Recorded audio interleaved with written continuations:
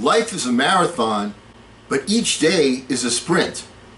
So how do you get on your mark, get set, go each and every day? Stay tuned.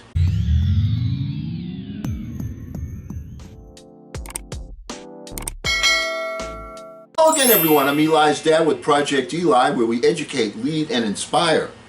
And I just read an article by a gentleman named Moreno Zagaro entitled 5 Unusual Ways You Can Kickstart Your Day in Under 10 Minutes. Turn good morning from a greeting into an experience. Okay, I've gone over that from this pulpit several times in several different videos, but once again, looking at things from a different viewpoint can be very, very helpful. And I wanted to see how many boxes in my plan were checked off by this author. And once again, big shout out to Moreno Zagaro. I'm going to use some quotes from, but mostly it's going to be stuff that I want to talk about with you here today. So he talks about 5 different ways to jumpstart your day. In fact, he says, tell me how you start your day and I'll tell you what your life looks like. All right, I'm going to breeze through some of the ones that are, not super important, but anyway, let's get right to it. First of all, his first one is save a life. Okay, what does he mean by that? Well, he talks about, one of the things he likes to do in the morning is send a text to a different person each day, saying, hey, good morning, or some little greeting, or some little saying, or something funny. And when you communicate with somebody else, that's a good thing. And it is. I do essentially the same thing in the morning. Whenever I come across an individual, I always start by saying, good morning, with a big smile. And you know what that does? Is it brightens that person's day, because the only thing they can say in response is only one possible response that they can say, and it's always the same. Good morning. They say it right back to you.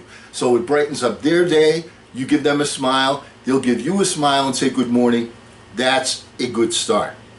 Second thing he mentions is drink a ½ liter of water. All right, we've all heard about the importance of drinking water, and a buddy of mine told me about that about 2 years ago, and every morning I start my day by drinking a bottle of water. And as you get older, that becomes more important. But once again, you go to sleep, you drain, so on and so forth, you need to hydrate. All right, let's get to the main part of what we want to talk about today. Number 3 for him is work on your mindset. And there's a quote that he gives from Buddha. Quote, we are what we think, and all that we are arises with our thoughts. With our thoughts, we make the world. Unquote. All right. How much morning time do you spend on your outfit, and how much do you spend on your mindset? Tell me, which one is going to have a bigger impact on your day? What you look like, or what you feel like, how you behave, and what you think? Your perception determines your reality. If your glass is half full or half empty, doesn't depend on the amount of water that's in the glass, but on how you see the glass.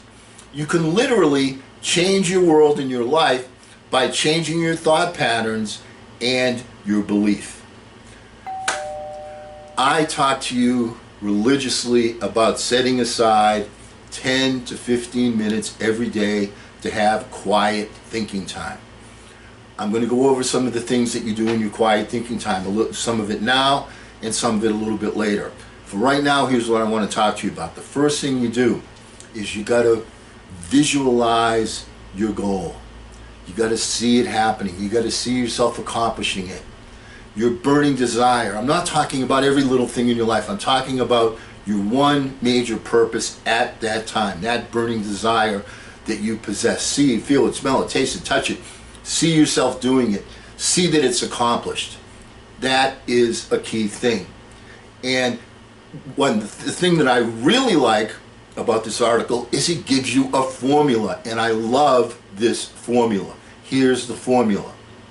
Affirmation plus vivid visualization plus elevated emotion equals improved mindset. Affirmation, vivid visualization, elevated emotion equals improved mindset. Wow. I love it that it's a formula. That's the formula. I never really put it that way, but really, that's what you want to focus on. Okay? The next thing he talks about is don't check your phone. This is number 4 for him. Choose an active instead of a reactive state. He points out technology is a great servant, but a bad master. Oh, I love that saying. Technology is a great servant, but a bad master. 80% of people check their smartphone within 15 minutes of waking up. Let's take a step back and play dumb, says he. What's so bad about reading emails and messages first thing in the morning? It's not that you spend valuable time getting your retina lasered away by a bright screen, but that you transition from an active into a reactive state. When you check your phone, you react to the outside world. A message activates a certain memory. A photo makes you envy someone who's on vacation. And an email from your boss, well, that's going to stress you out. You let others decide about your morning instead of taking the rudder yourself. The way I like to put it is, in the morning, you put on your wake up makeup. And your makeup, if you're going to spend time, getting your face ready, picking out your clothes, so on and so forth, why aren't you spending any time working with your mind? That is a key thing. So, you don't want to let other people's issues affect you first thing in the morning. You are the captain of your ship, not somebody that's on a completely different boat. And number 5, he says, do nothing. All right, well, I don't like the way he said that particularly, but let's get into it a little bit. Quote from Marcus Aurelius: when you arise in the morning, think of what a precious privilege it is to be alive, to breathe, to think, to enjoy, and to love. Unquote. Well, I have the same concept. And my concept is every morning when you wake up, as part of your quiet thinking time, that 10 to 15 minutes of quiet thinking time, the first part of that quiet thinking time should be at least 20 reasons why you're grateful.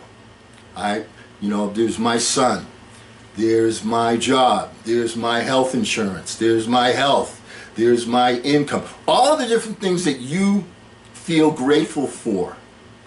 Start there. That gets your mind in the right place. And then after you have at least 20 things that you're grateful for, and don't tell me you can't think of 20 things that you're grateful for, okay? Because if the electricity goes out, we don't appreciate that, and the electricity until it actually goes out. And then when it comes on, you go, yay, I got my electricity back. So all of the things that you take for granted, think about those things. And, you got a place to sleep, you got a place to eat.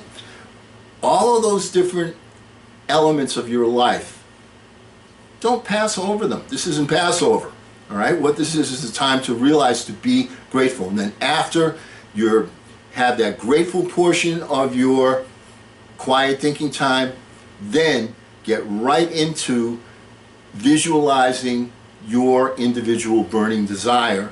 See yourself doing it as we talked about earlier.